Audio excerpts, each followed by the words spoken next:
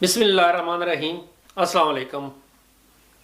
आज मैं सुबह ख़बर पढ़ रहा था और ख़बर भी मैं उर्दू ज़बान में पढ़ रहा था। यहाँ पे स्वीडन के अंदर और यूरोप के अंदर जो एक उर्दू का अखबार है immigrationtribune.com, आप इस अखबार को पढ़ा करें। इसमें उर्दू ज़बान में काफ़ी ज़्यादा इमिग्रेशन के मुतालिक मालूमात होती हैं और ये मालूमात अमेरिका, कनाडा, पूरे यूरोप और ऑस्ट्रेलिया, न्यूजीलैंड और हर जगह पे जहाँ पे भी इमिग्रेशंस के इश्यूज़ हैं, कानून हैं या मसाइल हैं, वो अखबार में सारे लिखे होते हैं और कोशिश होती है इनकी कि मैक्सिमम इस अखबार को अपडेट किया जाए।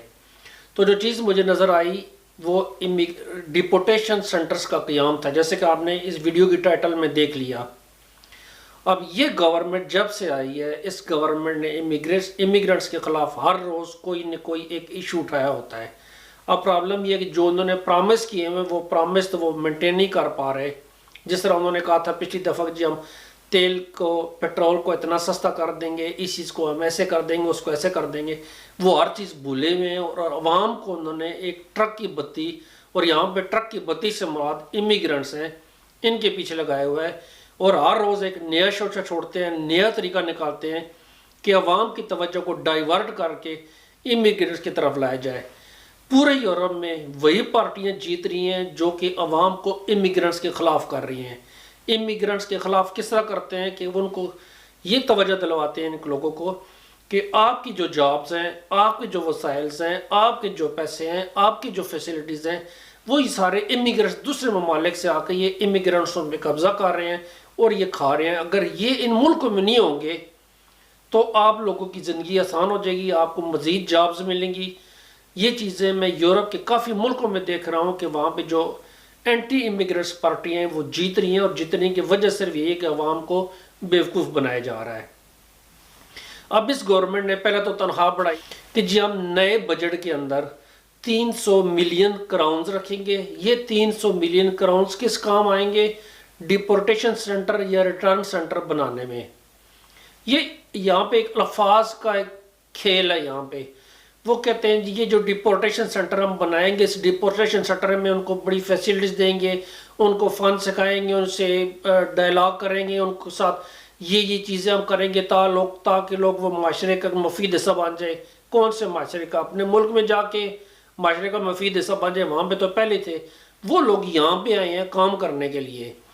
तो ये जो डिपोर्टेशन सेंटर बनाए उन्होंने कुछ जगह मखसूस की हैं और ये मैं बता दूं कि डिपोर्टेशन सेंटर भी किन लोगों के लिए बनाए गए हैं। जो उन्होंने जगह सेलेक्ट की हैं वो उस जगहों में, अगर आप ये खबर देखी यहाँ पे, तो माल्मो और जो बर्लो है उसके साथ यहाँ पे उन्होंने डिपोर्टेशन सेंटर जो बना रहे हैं 300 लोगों को रखने की गुंजाइश यहाँ पे होगी। योतेबोरी में, जिसको आप गौतमपुर कहते हैं, उसके नज़दीक तकरीबन 160 सीटों की गुंजाइश होगी। स्टॉकहोम और एनशॉपिंग में तकरीबन 190 सीटों की गुंजाइश होगी। तो इनकी जो कोशिश है कि ये जो सेंटर है, डिपोर्टेशन सेंटर हैं, इनको एयरपोर्ट्स के नज़दीक बनाया जाए जहाँ से डिपोर्ट करने में आसानी हो। अब गवर्नमेंट क्यों कहती है कि इन लोगों को डिपोर्ट किया जाए? ये जो नई गवर्नमेंट की पॉलिसी है, ये लोगों को अभी इसी पीछे लगा रही है कि हमने गैर मुल्कियों को यहाँ से निकालना है। अब यहाँ पे उन्होंने दिया हुआ तो इस वक्त तकरीबन 2500 केसेस उनके पास चल रही हैं जिनको उन्होंने डिपोर्ट करना है, जिनका ऑलरेडी डिसाइडेड हो चुका है। लेकिन उसके अलावा और कितने लोग पाइपलाइन में जो डिपोर्ट होने के लिए आ रहे हैं। अगर आप थोड़ा सा गौर करें कि जो नई पॉलिसी बन रही है, मैं एक एग्जांपल लेता हूँ तनख्वाह के बारे में। ये जो तनख्वाह उन्होंने बढ़ाई है और एक लिमिट से ऊपर ले गए हैं, और साथ ही गवर्नमेंट ने कहा है कि इसमें से 10 से 20% लोग इससे मुतासर होने का इम्कान है।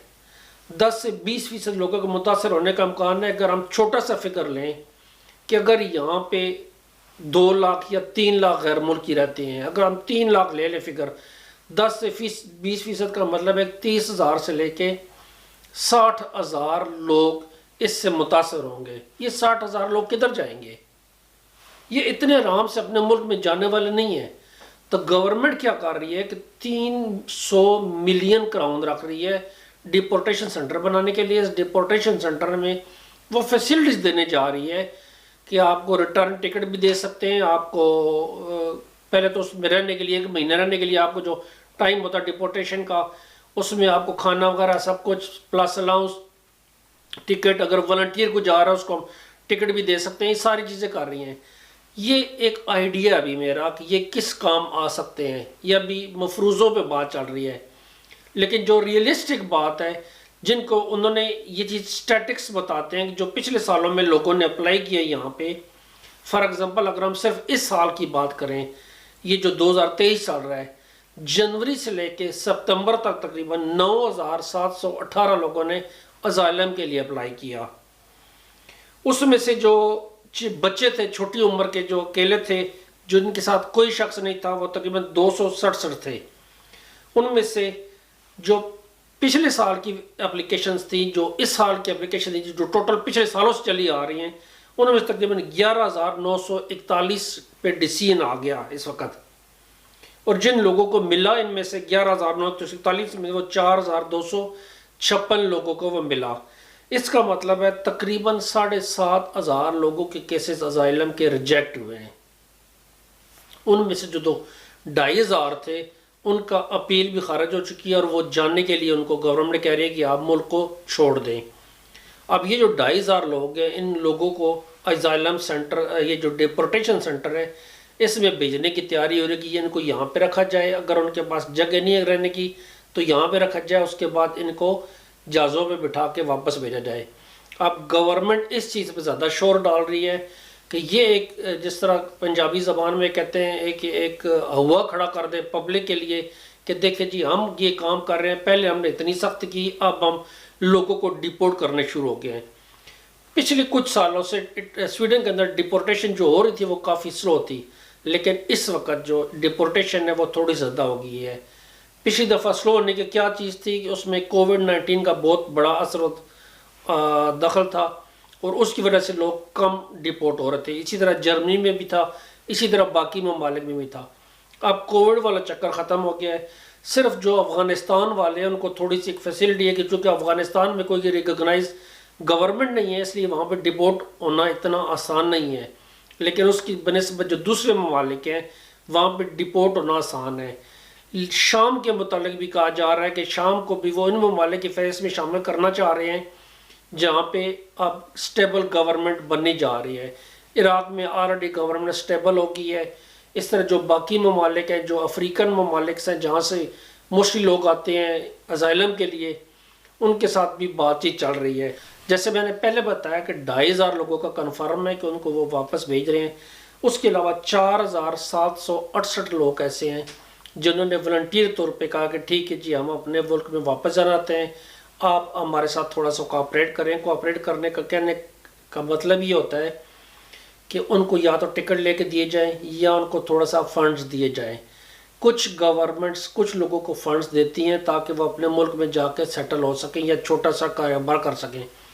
مثلا کچھ سال پہلے مجھے یاد ہے کہ جرمنی کے اندر گورنمنٹ نے اناؤنس کیا تھا کہ جو واپس والنٹیئر لی جائے گا اس کو 2 سے لے کے 5,000 میکسیمم تک ہم امداد دیں گے تاکہ لوگ والنٹیئر طور پہ اپنے ملک میں واپس چلے جائیں. یہ تھوڑی سی آج کی ویڈیو تھی اس خبر کے بارے میں. میں دوبارہ آپ سے ریکویسٹ کروں گا کہ یہ جو اخبار ہے آپ اس کو ضرور پڑھیں. اس اخبار کی ویب سائٹ میں نیچے ڈسکرپشن میں دی ہوئی ہے، اردو زبان میں کمپلیٹ ہے اور لیٹسٹ ترین اس میں خبریں ہیں، اور ٹوٹل خبریں اس میں صرف امیگریشن سے ریلیٹڈ ہیں یا غیر ملکیوں سے ریلیٹڈ ہیں. اور غیر ملکیوں کے جب یہاں پہ مطلب آتا ہے تو ان پاکستانیوں سے متعلق ہیں جو پاکستانی دوسرے ممالک میں رہ رہے ہیں، یعنی کہ تارکین وطن ہیں. تو صرف ان کی خبریں ہیں، خواہ وہ کسی بھی ملک میں ہو، ان کا کوئی بھی پرابلم ہو، یہ اخبار اس سلسلے میں ہے. میرے لیے دعا کیجیے گا، اپنا خیال رکھیے گا. اللہ حافظ. شکریہ.